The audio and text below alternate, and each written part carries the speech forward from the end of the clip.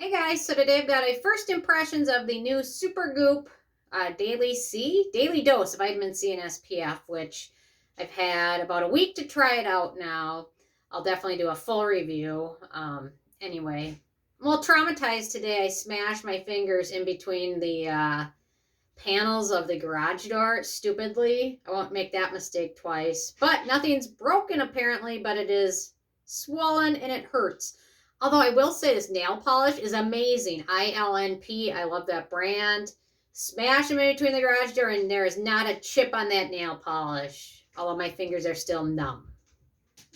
So anyway, okay, on to this stuff. So I've been testing this now for about a week and I'm a little torn. So what it is ethyl ascorbic acid, which is an ethylated version of ascorbic acid, which there's not a ton of studies on it, but it's showing and it looks like it might be a really nice form of vitamin C.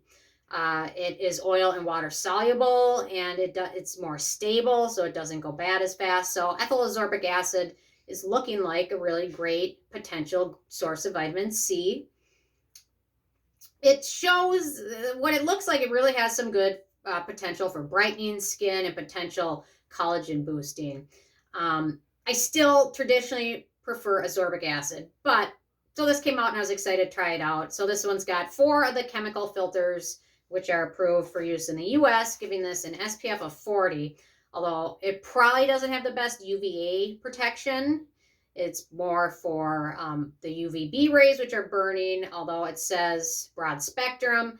But broad spectrum in the US really doesn't mean that much. So take with a grain of salt. I'm not totally convinced that this has superior UVA protection. So take that. Okay. So my issues with this, we've got the UVA protection factor. It's expensive. The whole full size is 1 ounce. And to cover this entire face, you need a good amount of this. It's got a nice liquid texture. I'm going to try and pump it without hurting my other fingers. But a little bit of this does not go a long way, and that's okay because it's sunscreen and you want to make sure you're applying it very liberally. It does set to kind of a greasy finish. It takes a little bit of time to absorb. Personally, I like to apply in my morning routine. I apply a hydrating serum, then my vitamin C, then a moisturizer, then my sunscreen. So because I traditionally do it that way, I feel like the vitamin C isn't really getting to my skin a whole lot. And for ethyl ascorbic acid to really be effective, you need at least 2% of it in a product. 2% or higher can really benefit your skin. But on this product, I don't really see where it fits on. I mean, it's the second ingredient, but because it's a sunscreen, you've got the percentage of the filters. So I really don't know where the filters fit on that list and where that amount of ascorbic acid in here is. So what I think I'm going to end up doing to finish this, I'll probably still use my vitamin C serum while I continue to finish this. And just assume that the amount of vitamin C in here is not a whole ton. So I'll probably continue using it that way. But there's also sodium hyaluronate in here, which I find makes things not absorb as nice as normal. So although for winter, I think it's okay because my skin looks a little greasy. I put this on about 8 hours ago. So normally my skin still feels dry and looks very matte towards the end of the day, especially in the winter. But with this on, it feels like it looks a little greasier and it feels like it just doesn't quite fully soak in. So when I apply like my beauty balm or foundation over it, there's a little bit of pilling, not a whole lot. It just depends on which foundation I've used with it. So I'm kind of torn because I like the concept of it. I love that Supergoop is always doing new, fun, different things. That's amazing. This one's pricey for what you get. And the fact that if you have oilier skin, I have a feeling you're not going to love it.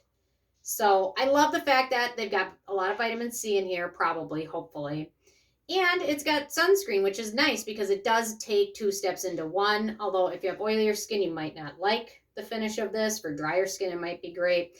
Then we've got the UVA protection issue, which, I mean, they're a US company. There's nothing else they can do because these are the approved filters in the US. So they can't use some of the newer, exciting UVA protecting filters and things like that. So I love that it's fragrance free. It has no denatured alcohol in here. It does have jasmine extract in here, which I guess is typically a fragrance ingredient, but jasmine oil is more irritating. Jasmine extract didn't really give this much of a scent. It has that light chemical sunscreen scent, but it's not a super strong scent, and it dissipates quickly. So I'm torn. The finish is okay on it for me, but for oilier skin, maybe not so much. So there's pros and cons.